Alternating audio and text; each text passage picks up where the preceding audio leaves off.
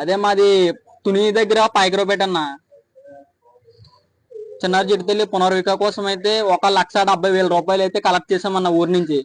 ఈ యొక్క పాప గురించి చాలా మంది చాలా విధాలుగా కష్టపడ్డారన్న. అలాగే ఇక్కడ చాలా మంది ఉన్నారు, లేనోళ్ళు కూడా చాలా మంది ఉన్నారన్న. అలాగే ఇద్దరు ఆడపిల్లలు కూడా కష్టపడ్డారు ఈ కార్యక్రమంలో. ఆల్రెడీ పాపకైతే అమౌంట్ అనేది సరిపోయింది అని చెప్తున్నారన్న. అది నిజమా నిజమా కాదన్నా ఒకసారి? అదే పాప పేరు చెప్పి అలాగే మా ఊరి పేరు చెప్పి ఇదే ఎస్ఎంఏ వ్యాధితో బాధపడుతున్నారు కదా. మన హైదరాబాద్ దగ్గర బెల్లంపల్లి మహావీర్ సహస్ర. సహస్రం మహావీర్ అని ఇద్దరు పిల్లలు బాధపడుతున్నారు కదా. డొనేట్ చేద్దామని మేము అనుకుంటున్నామన్న. లే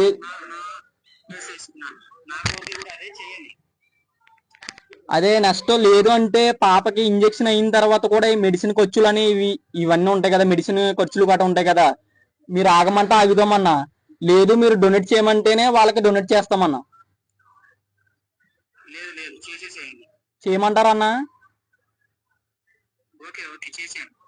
అదే ఓకేనా, చేస్తాం. ఈ పాప పేరు చెప్పి అలాగే మా ఊరి పేరు చెప్పి ఇంకా ఈ అమౌంట్ ఈ 1,70,000 పైగా వచ్చింది, ఈ అమౌంట్ అంతా వాళ్ళకి డొనేట్ చేసేస్తామన్నా.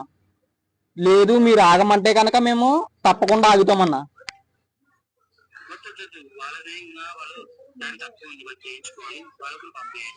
ఓకేనన్నా, థ్యాంక్ యూ అన్న, థ్యాంక్ యూ సో మచ్ అన్న. పాపకి ఎలా ఉందన్నా? బాగానే ఉంది. ఇంజెక్షన్ ఎప్పుడు అవుతుంది? ఓకేనా, థ్యాంక్ యూ అన్న, థ్యాంక్ యూ అన్న. ఉంటానండి